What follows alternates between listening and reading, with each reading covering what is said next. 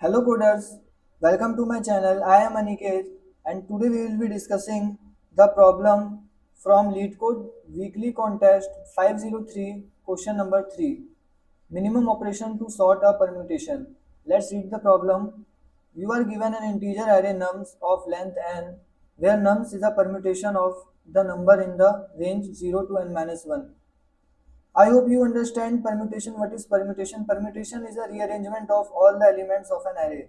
Like if the array contains A, B, C, D, then the permutation will be of any order. Like this, any rearrangement of that array. You may perform only the following operation. Reverse the entire array is the contributing to your operation by 1 and rotate left by 1. Move the first element to the end of the array and rest element to left by 1 position. Let's discuss the rotate left by 1 operation. Let's the array is ABCD. Then if you rotate it left by 1, then the array will become BCD and the first element of that array will come to the last. This is rotation 1. Similarly, if you rotate it again, then the resulting array changes accordingly. Return the minimum number of operations required to sort the array in increasing order. You want your array to be increasing and you want that with minimal number of operations. You want your array to be increasing and you want that array without any extra cost. You want that with minimum number of operations. What are those operations? Either you can reverse the array or rotate it by left. If it is not possible to sort the array using only the given operation, return -1. When after all combinations of these two operations, you cannot convert your array into increasing order, then it is impossible to convert it and simply return -1. -1 indicate that it is impossible to convert that array into increasing order. I hope you understand the question. Let's uh, answer the some of the questions. First question is, should you do reverse operation at any stage? Should you do reverse operation anytime? My question to you. The answer to that question is no, because the reverse operation will cost you one extra operation. You only reverse when the array is decreasing. No need of reversing when the array is not decreasing. Like if the array is 3210, then if you reverse it, the array will become into 0123. This will cost you one extra operation, but it will guarantee you your array will become sorted. So there is a main instinct that you only reverse when the array is decreasing. Now the next question arises that can you do brute force shifting? Can you do brute force shifting? The answer to that question is no. No, because if you do brute force shifting for one rotation, you process all n elements of array. Am I right? For one rotation, you process all number of elements of array.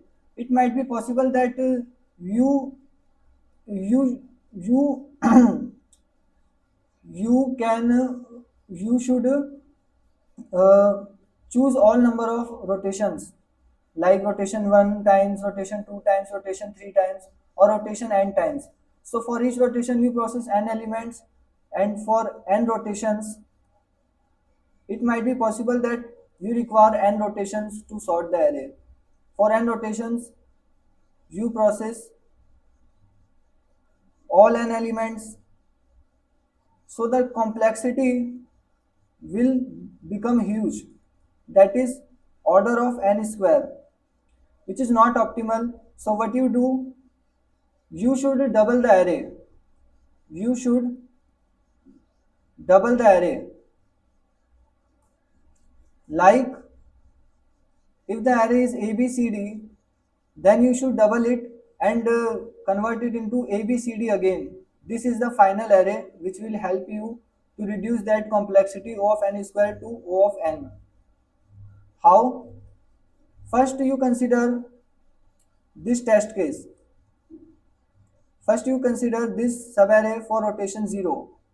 Next time you consider this subarray for rotation 1. Next time you consider this subarray for rotation 2, and this subarray for rotation 3, and this subarray for rotation 4. Rotation 4 will result into the same array, initial array, because the size of that array is 4. And if you rotate it 4 times, the rotated array is itself same as it is the original array. I hope you understand this question also, that why you should double the array and efficiently check all number of rotations and return the minimum number of operations. Let's discuss the another question that arises from this problem, that is how can you find the window is increasing or decreasing. Like after this question, you only reverse when the array is decreasing, but how can you find the array is increasing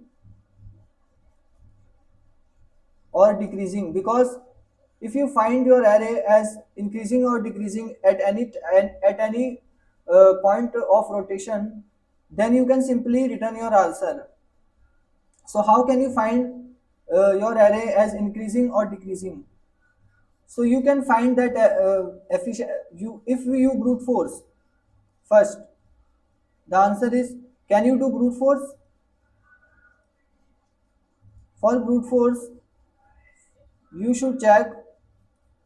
For brute force, you should check all number, all elements of array for each rotation. As I said, that the number of rotations might be goes up to n. So if you process for n rotations, and for each rotation you process all n elements, this complexity will result into O of n square. So it is not optimal. So how can you find the array is increasing or decreasing? So this can be done with an inversion concept. Inversion is helpful to determine whether the array is increasing or decreasing. So if inversion is equal to 0, then the array is increasing, and if inversion is equal to n minus 1, then the array is decreasing. I will explain to you inversion. Inversion is a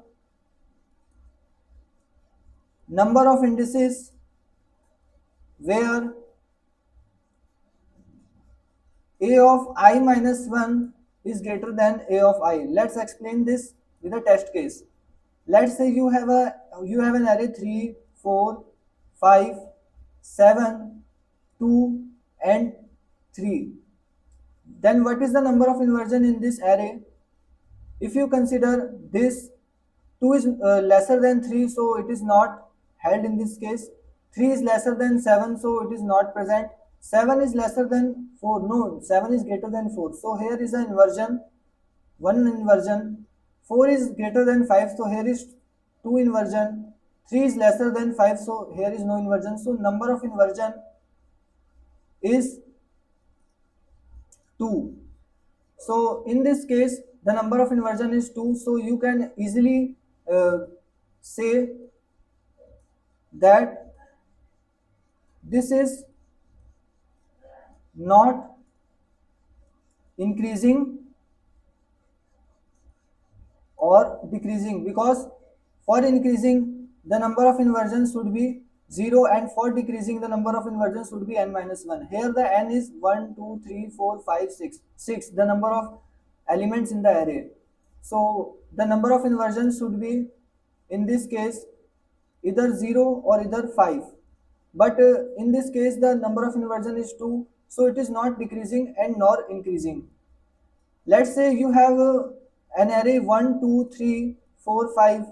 Here the number of inversion is equal to 0 because you couldn't find any index where num psi minus 1 is greater than num psi. Here also 1 is lesser than 2. Here also 2 is lesser than 3. So you cannot find any index where num psi minus 1 is greater than num psi. So here the inversion is 0. So you can easily give the feedback that this array is increasing. Let's discuss the decreasing case also. 5, 3, 2, 1. In this case the number of inversion is here 1, 2 and 3. So the inversion is equal to 3, which is n minus 1. So here in this case you can easily predict that this array is decreasing. I hope you can efficiently check whether the array is increasing or decreasing according to number of inversions. Then the next question arises that what is the impossible case? What is the impossible case? Let's discuss this case with an example. Let's first generalize this answer. The impossible case is where there is no any rotation,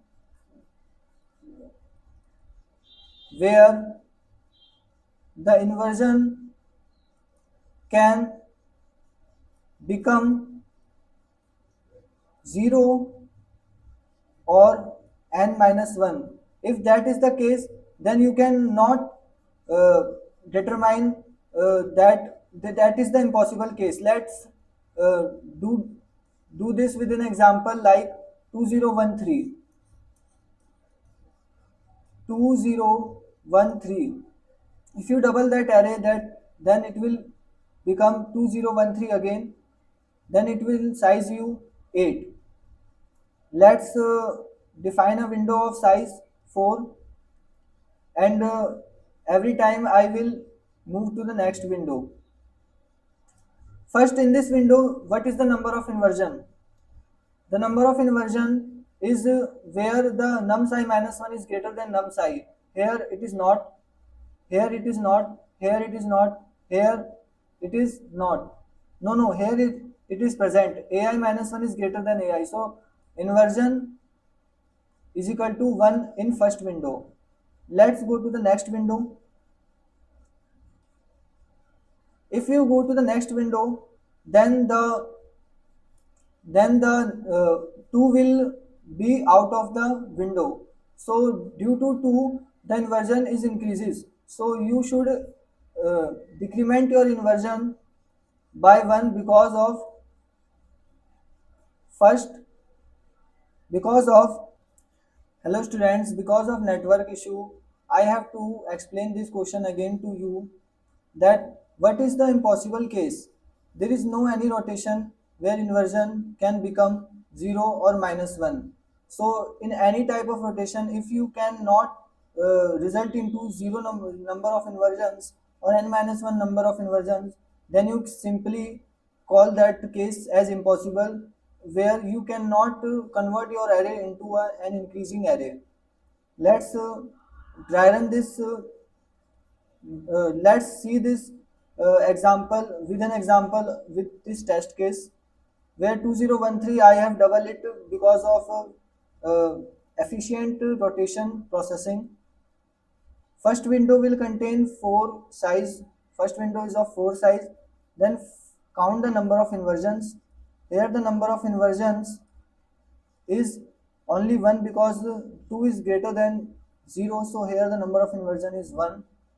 Then if you go to the next window, then the next window will contain this 0, 1, 3, 2. Here the number of inversions will decrement by 1. Why? Inversion will decrement by 1 because of first element of window. As you can see in this previous window, 2 is greater than 0, so it is contributing inversion by 1. But after going to the next window, 2 is out of the window, so I have to remove that effect from our window. So in this case, as you can see, this inversion is added because of inversion will increment by 1 because of current element of window. The current element is 2 and 2 is lesser than previous element, so it will count as inversion. So here we should increment by inversion. If in this case, since the inversion first decrement due to first element of the window and inversion is incremented due to current element of the window, then it will nullify its effect and the inversion is equal to 1 remain as it is and doesn't change. This is the classic sliding window of fixed size. Classic sliding window of fixed size pattern. Let's go to the next window. If you go to the next window, then the next window will contain this. And should you do inversion minus minus? No, because here the first element 1 is greater than 0, so it is not contributing to the previous inversion, so you should not inversion minus minus. If in this case 2 is greater than 0 and 0 is the new element is already lesser than 2, so here you should inversion minus minus because current element of window, because of current element of window. Current element of window 0 is lesser than previous element, so you should do plus 1 by inversion, so the inversion will become 2. In the next window, the inversion, what is the number of inversion? Here is 1 contributing to the previous inversion? No, because 1 is lesser than 1 is lesser than 3, and for inversion the case is ai minus 1 should be greater than ai. Is 1 is greater than 3? No. So it is not contributing to inversion, so no need to inversion minus minus. If you see the new element which is 1 is great, is 0 is greater than 1? No. So here it is not need to do inversion plus plus because it is not contributing to the inversion. So the inversion is equal to 2 remain as it is. Now let's go to the next window. The next window will be this, which is same as it is this, so no need to process it again. So here you can see the inversion is only have two values. Inversion has only two possible values. What are those possible values for each window? Those possible values are first is 1 and 2, and it is not going to 0 or n minus 1. What is n minus 1 in this case? N minus 1 is equal to 3.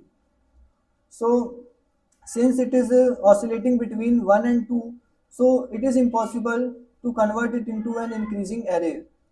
It is impossible to convert it into an increasing array.